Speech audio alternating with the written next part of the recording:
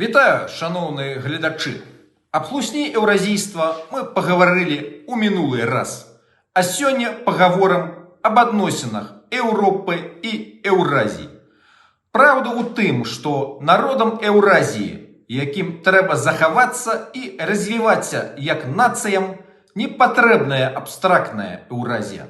Карэлам, вепсам альбо эрзе патрэбны фіна-вугорскі мір, дзе іх падтрымаюць Фінляндыя і Эстонія. Татарам і башкірам цікавы Туран, дзе ёсць Казахстан і Турэччына. Буратам і тувінцам патрэбны мангольскі мір і супрацоўніцтва з Манголіяй. І гэтак далей. Усё гэта Еўразія, але Еўразія розная. Еўразія не аднаго цэнтру, а многіх макрарэгіёнаў. Часткай такой вялікай і складанай Еўразіі і з'яўляемся мы ўсё, але кожны у сваім макрарэгіёне.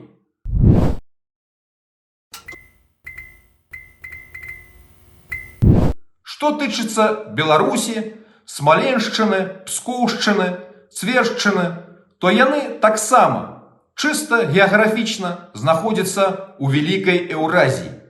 Але іх макрарэгіён не той жа, што ў Якуціі ці Дагестану.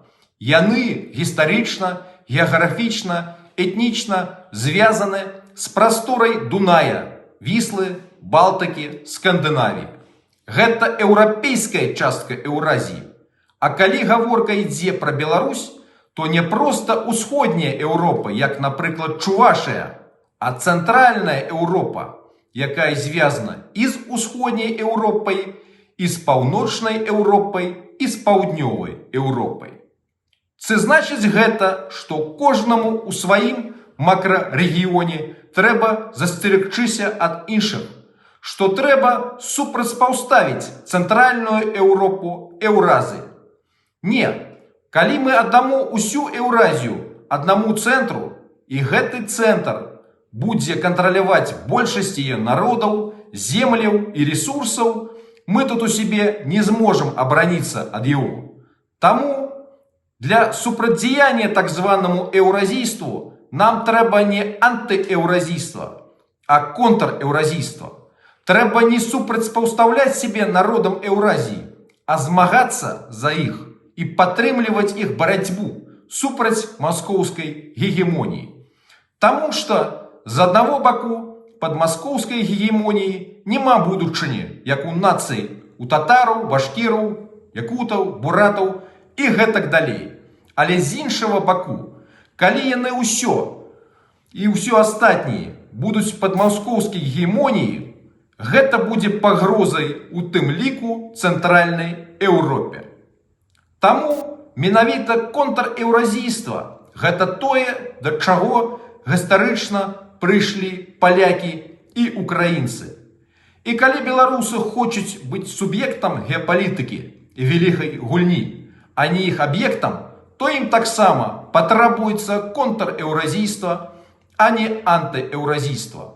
Тым больш, што гістарычна вялікія князі літоўскія гулялі менавіта так. Звязы Літвы з Крымам супраць Масковіі альбо стварэнне вітаўтам сваіх татараў, які потым унеслі ўклад у беларускую культуру, гэта якраз прыклад контрэўразійства.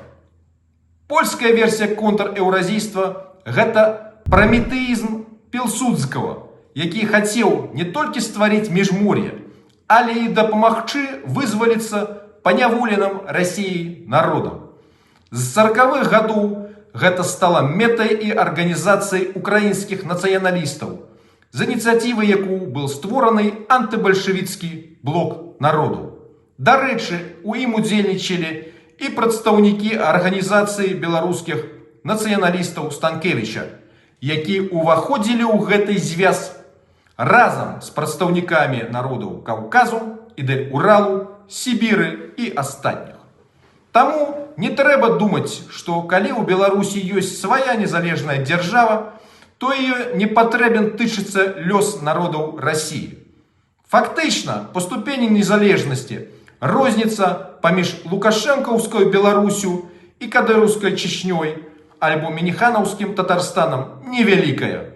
І каб Беларусь стала сапраўды незалежнай дзяржавай, у яе інтарэсах, каб такімі ж дзяржавамі сталі і Чачня, і Татарстан, а таксама Урал, Сібір і, канешне, суседнія з ёй великаліцвінскія землі сённяшняй Расіі. Таму контрэўразійства, як і праметэізм, антыбальшавіцкі блок народаў і падтрымка паневоленых Масквой народаў Еўразіі не супярэчаць ідэі цэнтральнай Еўропы і міжмор'я, а дапаўняюць іх.